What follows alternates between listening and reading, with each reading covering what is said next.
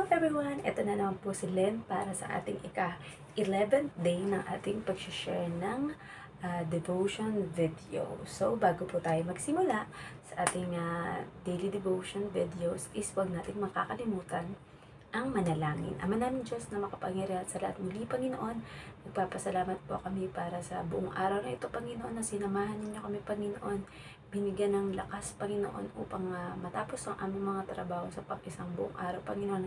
At alam po namin, Panginoon, na ipagkakaloob nyo rin ulit yun sa amin sa araw ng bukas, Panginoon. At ngayon, Panginoon, kami ay mag-aaral muli ng inyong mga salita, Panginoon, at nawa, Panginoon, ay huwag pong magsawa ang mga makikinig at manonood nito, Panginoon. At nawa, Panginoon, sa aming patuloy na paggawa nito ay makatulong, Panginoon, upang mas lumalim, Panginoon, ang karunungan at pagkakilala sa inyo ng aking kapwa, Panginoon.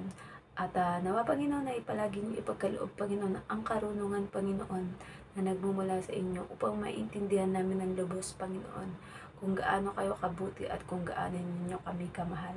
Muli, ibinabalik po namin ang lahat ng papuri at pasasalamat sa tanging pangalan ng bugtong na anak na si Jesus. Amen. So, ito yung nakasulat sa Lucas 17:11. Dito ay manggaganap ang pinagaling ang 10 ketongin. Sa paglalakbay ni Jesus papuntang Jerusalem, nagdaan siya sa hangganan ng Samaria at Galilea.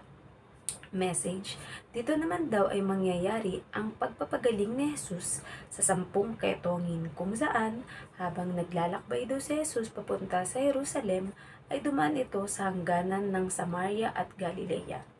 Application, bilang mga tumanggap kay Jesus bilang Diyos at tagapagligtas, naniniwala tayo na pinagaling na tayo sa anumang mga sakit natin at pinatawad sa ating mga kasalanan. Subalit, nasulat din sa mabuting balita ang tungkol sa mga pinagaling ni Jesus noong narito pa siya sa mundo. Kabilang na nga dito ang 10 ketongin na ito dahil noong panahon na iyon ay pinandidirian at iniiwasan ang mga taong may ganitong sakit. Pero si Jesus ay hindi sila pinandirihan, bagkus ay tinulungan pa silang gumaling. Tayong lahat ay may mga sakit din. Ito ay ang kasalanan. Subalit, kung tinanggap na natin si Jesus sa buhay natin, ay magaling na tayo. Ayan. So, yun yung explanation. And nakakatuwa din kasi kaganina, nung yung na-share ko na video ng morning prayer and devotion, nung pinapakinggan ko na preacher na si Pastor Walter Tabor, which is grabe, sobrang sikat na ngayon, is tawag dito, ito din yung topic niya about sa pagpapagaling ni Jesus sa 10 ketongin. So, as times goes by, na nag-aral tayo nito, mas maiintindihan natin. So, diba, eto, may sakit sila na ketong. Kumbaga, parang sa atin yun, hindi ko alam kung parang mga galis or parang mga bukol-bukol na mga sugat na hindi gumagaling or yun talagang sobrang sakit or sobrang tawag dito. Yung parang kagaya na nangyari kay Job, kung alam niyo yung story ni Job sa Bible. So, yun nga, yung explanation dito is papagalingin sila ni Jesus. Ayan, pag makikita nyo sa mga susunod na chapter. But dito is, yun, lahat tayo is considered to be may sakit. Ayan, di ba yung kami na mga nagpupunta sa simbahan or umaattend ng simbahan or kahit ano man ang mga simbahan na pinupunta natin. Kaya tayo pumupunta ng simbahan because may sakit tayo. Ang sakit natin is kahit Christian na tayo or we believe in God and Jesus Christ is minsan hindi pa rin maiiwasan na makagawa tayo ng kasalanan na ito man ay sadya or hindi sadya. And yun nga, isa sa explanation kapag tinanggap na natin kasi si Jesus at pinapasok sa ating buhay at puso bilang ating Diyos at tagapagligtas is gumaling na tayo. Pero, syempre, sa ating paggaling, sa ating kasalanan, dahil si Jesus ay diba, imbis na wala siyang kasalanan, pero para sa kasalanan natin, siya yung nag-suffer. Kagaya yan, nalalapit na yung mahal na araw or Semana Santa, diba?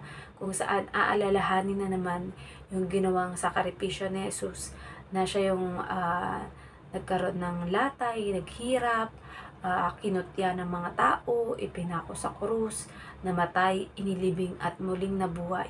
So sana mas maintindihan natin hindi lang sa ganong episode kung ano yung ginawa ni Jesus para sa atin, kasi dapat tayo talaga yung tayo talaga lahat yung mapapako sa krus, tayo talaga yung dapat magdusa ng ganun.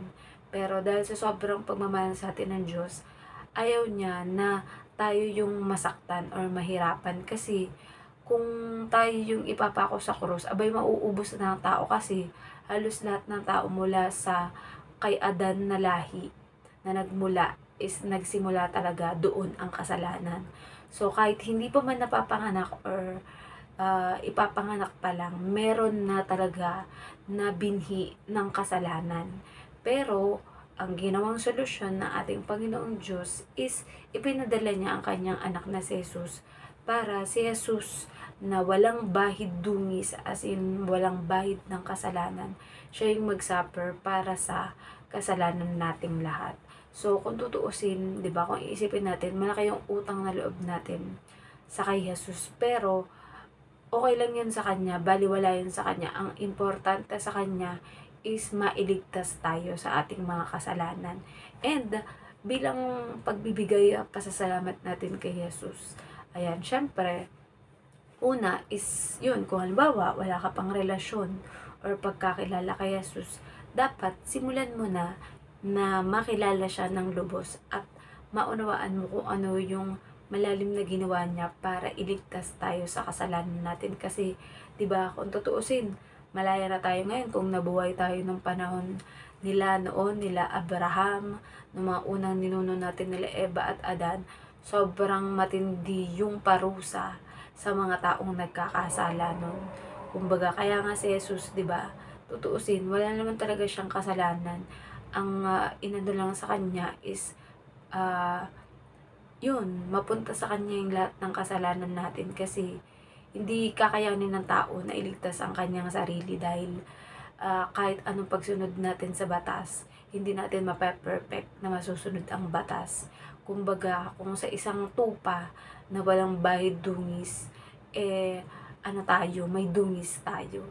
Pero si Jesus, siya yung pinaka magandang kordero na maging handog, dahil wala talaga siyang kasalanan at hindi siya nagmula sa lahi ni Adan. Kumbaga, siya ay pinagbuntis ni Maria sa pamamagitan ng banal na espiritu. Kumbaga, hindi siya nahaluan ng binhi ni Adan na mula sa tatay niyang si Joseph, dahil ang Diyos ang gumawa ng paraan para iligtas tayo, kasi nga alam niya na walang makakaabot dun sa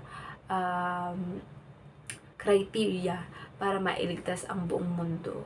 So, ayun. So, susunod na mga episode natin is i-explain pa natin kung ano yung mga nilalaman ng pagpapagaling na ito na Jesus sa 10 ketongin. Pero as of now, yan po muna. And let's all end it up into prayer. Ama namin Diyos, makapangyarihan sa lahat, muli nagpapasalamat po kami, Panginoon, dahil sa mababasa namin ito, Panginoon, ay makikita, Panginoon, ng mga tao, Panginoon, kung paanong pinagaling ng inyong anak na si Jesus, Panginoon, ang mga sumasampalataya at nananalig sa Kanya, Panginoon. At dalangin po namin, Panginoon, na kung sino man, Panginoon, ang hindi pa tumatanggap sa inyong anak na si Jesus bilang Diyos at tagapagligtas, Panginoon, buksan niyo po ang kanilang puso, isip at kaluluwa, Panginoon, upang papasukin ang inyong anak na si Jesus sa kanilang buhay at maranasan nila, Panginoon, ang buhay na walang hanggan, Panginoon, at mapayapang buhay sa kabila ng mga pagdadaan ng mga problema at pagsubok sa buhay. Dahil alam po namin, Panginoon, na kayo ay nalulugod kapag nakikita niyong nasa isang tao, Panginoon, ang inyong anak na si Jesus. Muli, binabalik po namin ang lahat ng papuri at pasasalamat sa tayong pangalan ng bugtong na anak na si Jesus. Amen. So, good night po sa ating lahat. God bless.